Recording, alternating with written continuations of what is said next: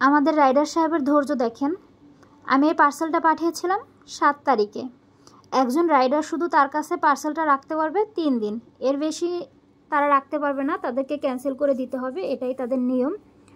তো ভাইয়াটা তার কাছে অনেক দিন রেখেছে।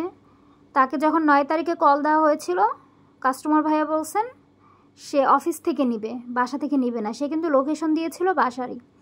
দেন আবার অফিসের লোকেশনে নিয়ে গিয়েছে, সেখানেও তাকে 10 তারিখে কল দিছে, সে বলছে সে ফোন রিসিভ করেনি। দেন 11 তারিখে কল দিয়েছিল, তখন বলছে সন্ধ্যায় নিবে।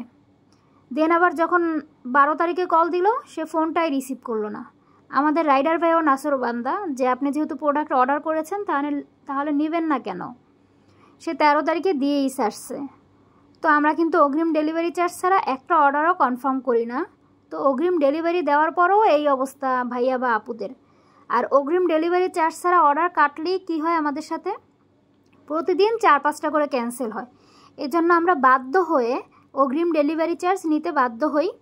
ঢাকা এবং ঢাকার বাইরে উভয় জায়গায় অগ্রিম ডেলিভারি চার্জ দিয়ে অর্ডার কনফার্ম করতে হবে, কারণ আমাদের অর্গানিক মেহেদি পচনশীল, ডিপ ফ্রিজের বাইরে 5 দিনের বেশি ভালো থাকবে না। আপনারা প্রোডাক্ট অর্ডার করে রাইডারের ফোন ধরেন না, আমাদেরকে ব্লক করেন। এই মেহেদিটা রিটার্ন আসতে আসতে আমাদের কাছে প্রায় 1 মাসের মতো লেগে যায়। তো আমাদের এত টাইম, তারপরে শ্রম, টাকা সব কিছুই বৃথা যায়। তাই বাধ্য হয়ে ডেলিভারি চার্জ আমরা নিয়ে থাকি। সবাই ভালো থাকবেন, সুস্থ থাকবেন, এই কাজগুলো করবেন না। আমাদের জন্য দোয়া করবেন, আপনাদের জন্য দোয়া রইল। আসসালামু আলাইকুম।